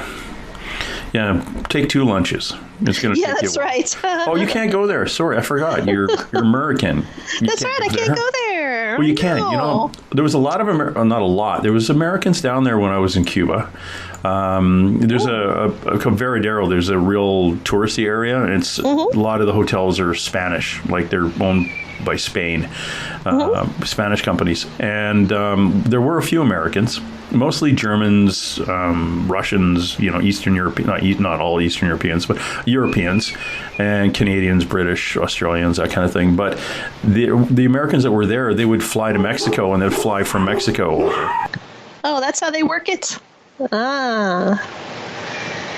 Sorry, my dogs are going insane here. Oh, sorry. That's they would take off that way. And also, you're not allowed to have a stamp in your passport. This is Cuba. Really? So what the Cuban government, the Americans side of things, like your customs, if they flip through your passport and see a Cuban stamp, then you're hauled off to why are you in a communist country, and did you catch anything, or are you bringing it back? Wow. And so what they do, the Cubans do, they give you a piece of paper, you put in your passport, and they stamp the paper. Wow. So when you come back home, you can throw the paper away. Oh, I'd keep it as a souvenir. Yes, most people do. It's kind of cool to get a Cuban stamp. Being a policeman in the Royal Canadian Mounted Police, because it's a federal government police force, back in the day, you would have to actually write a memo on why you were traveling to a communist country, whether you're going to Russia, China, or Cuba. And it got to the point that it just became such a tourism place, you would go through the process over the phone. For Cuba, I think you still have to write a letter to go to Russia or communist China, but you would just do it over the phone, and they'd say, you got to leave, you can't tell anybody you're a policeman, you got to leave your badge and ID at home, you aren't allowed to share info, talk to the local police and say, hey, here's a shoulder patch or whatever, that kind of thing. You can't tell anyone you're a policeman. And one of the things they say, and you promise not to pick up a prostitute. And I was like, okay, these are the rules, so you actually have to say them out loud. And she said, what do you think? I was like, yeah, fine. Because you open yourself up for blackmail. Oh, you work for the federal government? Okay, we caught you with this prostitute. We're going to now tell your boss unless you give us the recipe to bear claws or something. I don't know. It's maple syrup recipe Canadian. Yeah. That's what I was hoping to get from you. Later. I'm retired now. We can pass that information on. That's right. It's not that funny. Secret. Yes. It's kind of an interesting place to go. And a lot of us, we were kind of choked because your last administration was going to open it up for Americans to go to Cuba. And we were kind of choked because we people who've gone to Cuba don't want a Starbucks on every corner and a McDonald's. So we would rather they didn't open it up for business in the U.S. So it's still old. It's like a very old place. It's very interesting. They still have the federal police keeping you away from the citizenry. They don't want you going for dinner at somebody's house and having them cook for you. And when you tip the hotel staff, we get a lecture when you get to Cuba. You do. There's the Canadian person at the hotel comes up and they say, okay, just so you know, this is how it works in Cuba. You are in a communist country. Everyone has to, we understand. It's sunny and there's beaches and everything looks really nice. You are in a communist country, and when you tip the maid $10 or whatever, remember a dentist here or a doctor, what was back in the day, a doctor makes $25 US a month. Oh my gosh. And you are tipping a maid in your hotel $10 a week. And that's just you, not on top of all the other people who are tipping this person. So if you think the grounds of the hotel are really well kept, why don't you tip the groundskeepers? Oh, I see. Like spread it around Spread a it little around, bit. yeah. And a lot of the times what you do is you take gifts to the hotel staff, like literally toothpaste, perfume, certain products that, because if you gave the person money, they wouldn't spend it on themselves anyway. That goes right to their family, because their family's poor. So you'd give them something for them, like lipstick and makeup and like stuff. I did that in Mexico. I packed my suitcase full of cool clothes that I got at the thrift store, like neat T-shirts, and I know they like the Chugahago bowls and stuff, and just all sorts of different nice clothes, but what I could afford, because I didn't have tons either. And then I just handed them out, and then they were giving me like, oh, here, have a necklace in return. But I was just, it was fun just to be like, hey, what do you want? What would you like? What's fun for you? I know some people will take cigarettes or things like that. I didn't do that, but I just brought a lot of clothes, and then I just emptied my suitcase. It was fun. Yeah, then filled it up with knickknacks and brought it home. Yeah. Velvet paintings and bowls. And yeah, we had a federale Mexican policeman come up.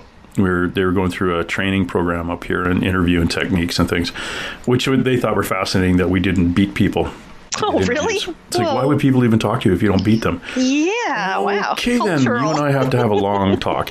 Anyway, this kid was ex-military because they cleaned. He showed me the top 100 people wanted in Mexico, and there was a poster, and more than half of them were in police uniforms. Oh my gosh! Yeah, this is why they basically brought.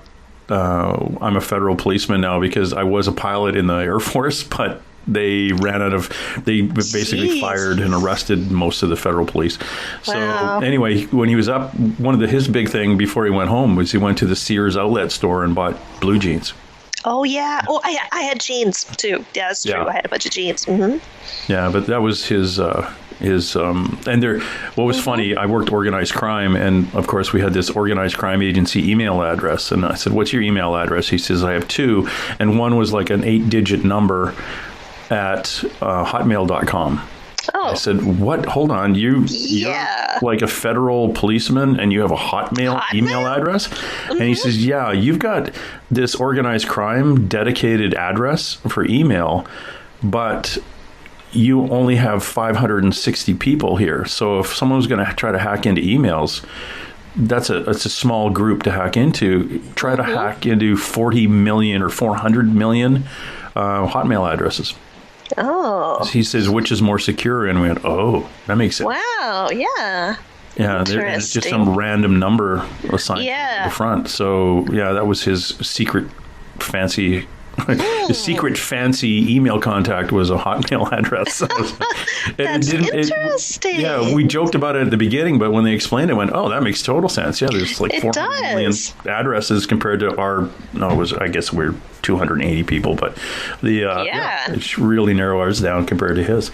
See, look what we've done. Again, Tui, we've gone completely off sideways. I just like hearing your stories. That's interesting. Yeah.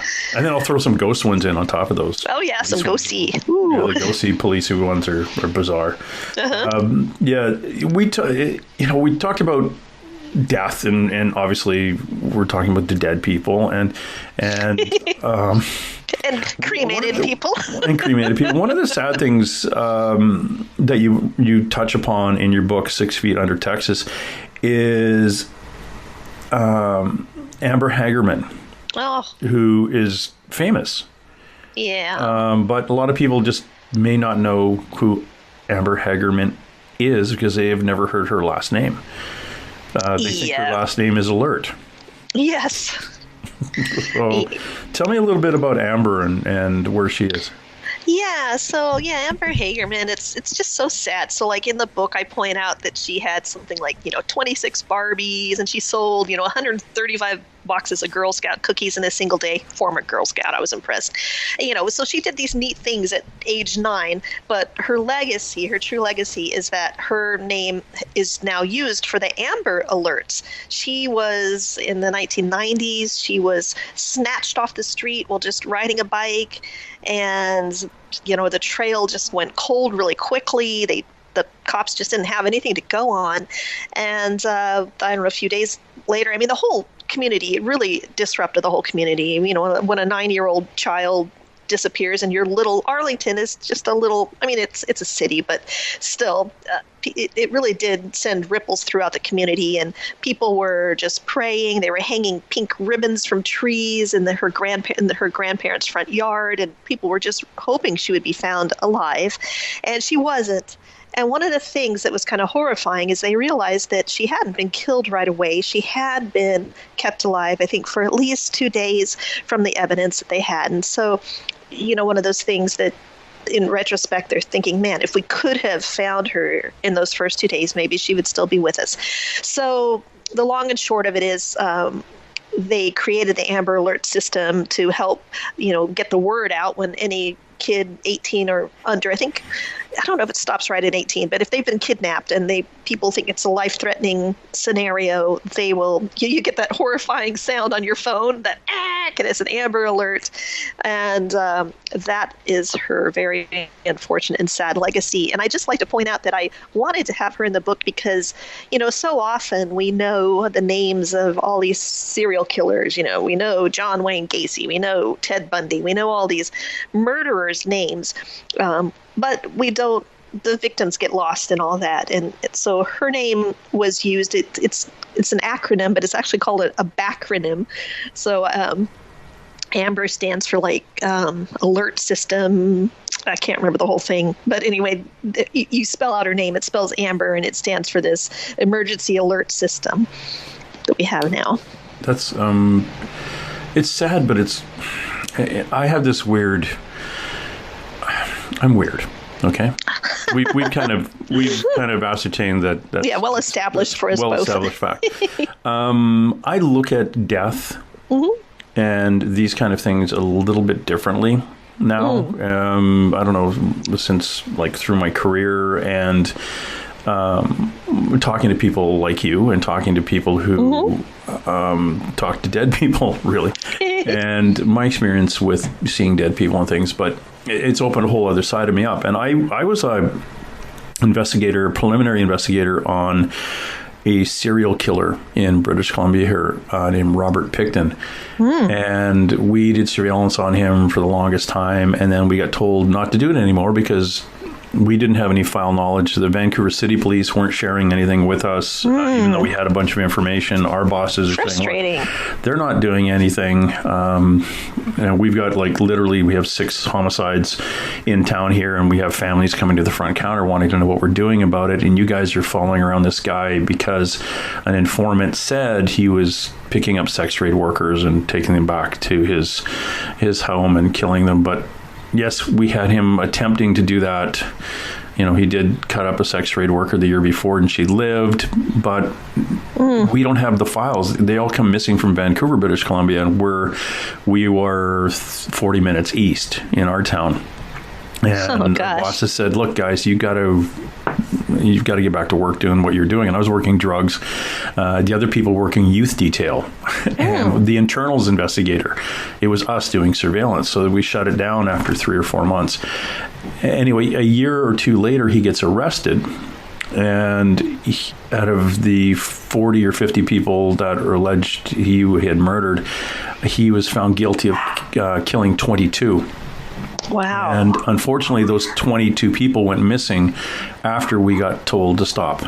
Oh my gosh! Yeah. But there was an inquiry, and as a result of the inquiry into the deaths of these women, a national inquiry came out, a full-on missing and murdered Indigenous women in Canada. Wow. And it affected the ripple effect from that inquiry, and what they found from it went right across the country and is now focusing a lot more on what you do with a missing child, runaway child from an Indigenous community, and what kind of social services. It really put a spotlight onto the system itself in dealing with, and these poor girls were sexually abused as children, ran away, street workers, and they were targeted. And we look at it, and I'll get back to the point I'm making here, is I see that now as how many people had to die before there was a national outraged to the point where we had an inquiry looking at the entire country on how children were dealt with when they ran away from being sexually abused at home, who is actually the predators when these women are murdered, who is murdering them. Are they white people or indigenous people, or where are they found and what age? So the whole thing was broken down. Police files are opened up from right across the country. As a result, it changed the way things went. So if 5 sex trade workers died, would have national inquiry done? Would 10? Would 20? No, it has to hit to a certain point. So my gut feeling, and I'm going to say this about Amber, they came into their lives knowing when they first signed up, like you can go back to the Akashic Records or whatever the system is, this is where I'm going to go and this is how I'm going to leave. And it's going to be horrific, but it's for the greater good. So when I look at somebody like Amber, her short life and horrific end created something national for the greater good that saved more people. Yeah. Well, I have to say, I mean, on a different tangent, but since we already spoke about this, I wouldn't mention this if we hadn't gone into it. But the fact that she was 9 years old and she was a Girl Scout, to me, it really struck me and made me revisit the man who tried to abduct me and my friend. And I just, like, looking at pictures of her, it just was like, I mean, I spent like an afternoon, just kind of processing, thinking like, gosh, she was little. I mean, wow, what if I had not gotten away? I mean, it really made me revisit that incident in my life when I was writing the chapter about her and think like, wow, thank goodness, for that cemetery that my friend and I ran through. But, yeah, it wasn't your time. Yeah, it wasn't. No, it really wasn't. And you don't want to be on the plane when it's the pilot's time. But the, that's how I feel, and I feel that it's like fighting a soldier dying for the good cause. How many people had to die to defeat Nazism? Yeah, true. Like, what is the waypoint? Where is the tipping point? It's like, let's say the Earth itself is going through some challenges, from global warming to severe weather to and pollution. How many people had to die of COVID before the switch got flipped to where we had a 90-day break? Yeah. So here's some people in homes, in old age homes, who said, okay, I'll go, because, and literally we had birds species flying into Vancouver here a month and a half after the shutdown that haven't been here for 100 years. Wow. Because the constant pollution cloud from cars that's been over top of us was gone. Because we're on the coast, it blew away.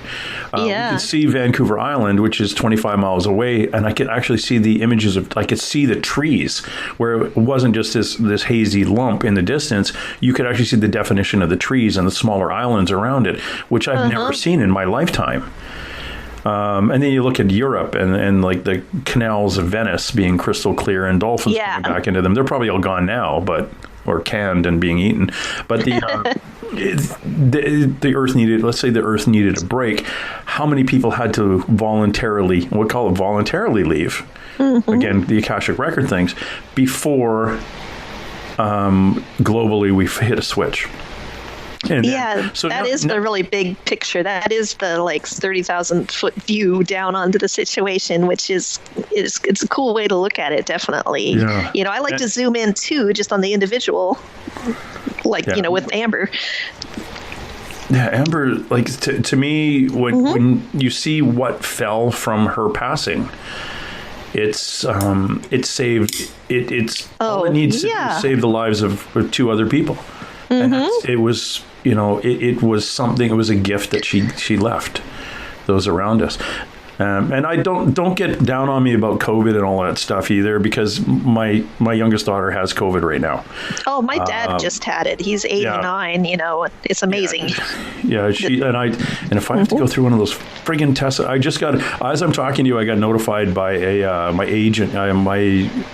They submitted me for a role in a movie here on September 1st. And then one of the things, the stipulation was I'd have to get tested again. Oh, what? Damn it. I just like 2 days ago. You just had one. Back. It's like, well, no, you'll have to get tested again.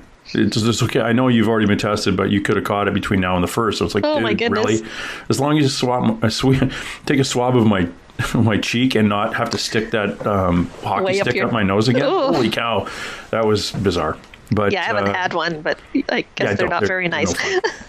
Yeah, so my youngest daughter, she's 18 and she's got it, but she's doing a little bit better. But, she's 18, so everything, what she's seen on media was, oh, you have COVID, you're going to die. Like, oh, I know. It's like, you're going to be fine if you're, like, she's healthy as a horse. She's like 5'11" and a dancer. She's got legs up to her armpits and she's in really good shape. But, she had a sore throat and the doctor just sent her for a test and came back positive. So that's this whole side of her mom and her sister don't live with me, but they're completely locked down. Mm-hmm. And I had to go because I went over and felt to see if her glands were swollen when she had a sore throat. So I went, no, I got to get tested. Well, and also with COVID, I think I really worry about the healthcare professionals who are exposed to it every day, because there's that kind of the amount that you're exposed to seems to affect people I know who've been in healthcare who have gotten it. Seemed like they've gotten more sick than the people who got it from going to a restaurant. I don't know. There's so much we don't know about the old COVID. I don't claim to know. I just, I can only take so much COVID information each day too. I finally had to back off. I'm like, Yeah, I do my thing. I do my social distancing. During that whole lockdown, I get on my motorcycle and just drive, and I'd be totally away from people. Then I pull up behind a car that was like 5 car lengths in front of me, and the guy was vaping.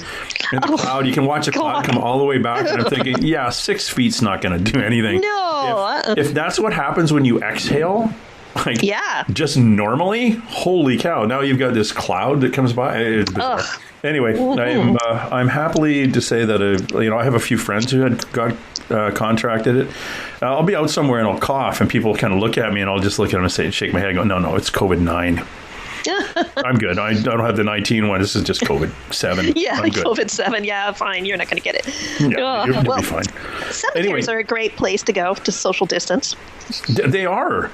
Mm-hmm. And I find that cemeteries have a calming kind of relaxing effect on me. And when you when you get into those old ones, it's like opening a book in a library, a history book.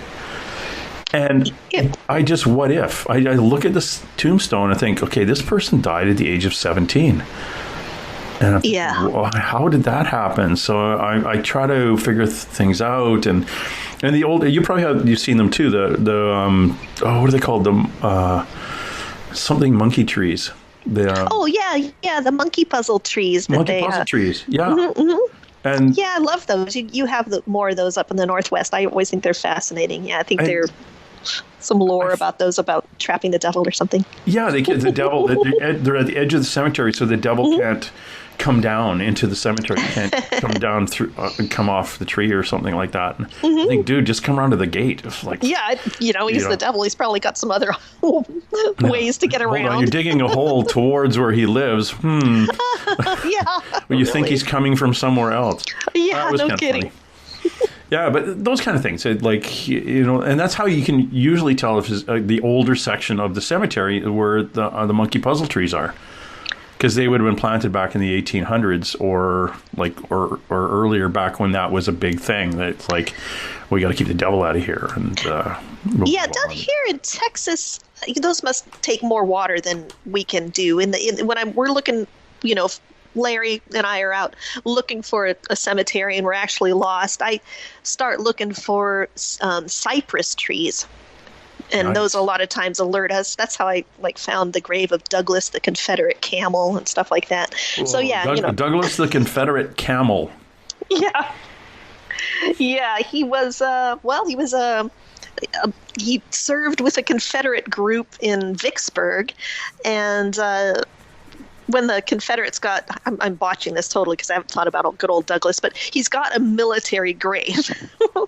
And the Confederates were surrounded, I think, by the Yankees and by the Union. And a Union sniper killed poor old Douglas. But Douglas was so cool. Like they didn't, the troops had horses that they would actually keep tied up or tethered in some manner. But Douglas kind of thought of himself as a person. He did not need to be tethered. He would hang around with his group, and they all loved him. He provided a lot of morale. They could play with him. He was just, and camels can be kind of cantankerous. They can, if they don't like you, they're going to let you know that. But a lot of the men just deeply loved their Douglas. But a Yankee sniper ended poor old Douglas's life, and the starving Confederate soldiers, I think, ate him. But what was left of him got a nice military funeral, and he has a grave with an official Confederate headstone on it. It's pretty cool. I've thought about doing another 6 Feet Under that's just all about animal graves, because I've got one about a monkey that's buried in a cemetery. It's buried in a restaurant's courtyard down in Florida. I've been there. It's like you're eating this really nice, chicken Alfredo pasta or something, and there's a couple. This eccentric guy who had quite a menagerie, he buried his little monkey there, and the monkey was really well known. It was like a jazz era monkey that actually got an invitation to the Scopes, monkey trials and all that. And so I'm like, it'd be fun to do a 6 Feet Under just animal themed. So if anybody has a good animal theme out there, I'd love to just do that. That's fascinating. That would be very, very interesting. We had camels here and during the gold rush. You did? Wow. We had camels were used, not dromedaries, they were the bacteria, the two humpas. Oh. They came out and they thought they would go there because it was, up in the drier desert area, and they could go for long periods without water, and they're good for hauling gear. But a camel's foot is very soft. Oh, yeah. And they're walking on shale and rocks and stuff, and they just eventually their feet were getting too cut up, and a lot of them they just let go. And there were wild camels here probably to the turn, probably the early 1920s or something. Really? 30s. There were still wild camels up in some parts of British Columbia. But they obviously died off. But they were, I'll send you a picture of one. It's like, that's cool. One of I got a postcard on my fridge, a couple of miners with a camel. Oh. So, it's kind of cool. They've got the history of Pacific Northwest camels. I didn't know that. Yeah, they really fascinate me. The way they fold up their legs, they're just such unusual animals. They're really neat. And I can just imagine them coming around a corner and a horse looking at it going, what are you? Or our neighborhood, a moose going, what the, hold on. Oh my gosh, yeah. You've obviously been in an accident. Your back is all screwed up. Yeah. I'm going to let you go to him because I've talked to you for days. Oh, my goodness gracious, we sure have. We're talking to Tui Snider. Please, if you're interested in taphology, please grab her book, 6 Feet Under Texas. And if you're in Texas, my God, you better grab that book. 6 Feet Under Texas is Tui's latest book. Go to her website, tuisnider.com. Check out her other books, Understanding Cemetery Symbols, which is very, very cool. I have that one. And if you're in the Dallas-Fort Worth area, there's 100 things to do in Dallas-Fort Worth before you die, as well as Paranormal Texas. And that we've talked about Paranormal Texas. We had a whole show on that one too, and it was there's some really cool, spooky stuff in your neighborhood because it's old enough, and the energy is such that really keeps this stuff going. And Tui, you've got to go to Tombstone, Arizona, and go see my friend Nora.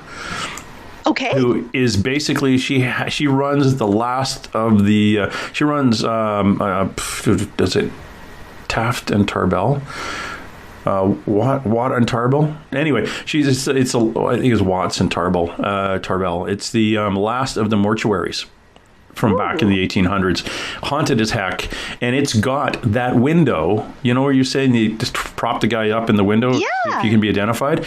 It's got the where you drive the Black Maria through the main door, and then it's got that narrow window set up beside it to the left where they would prop the coffins up, pack the guy with ice, and people would walk by to see who's dead today and to see if they could identify him.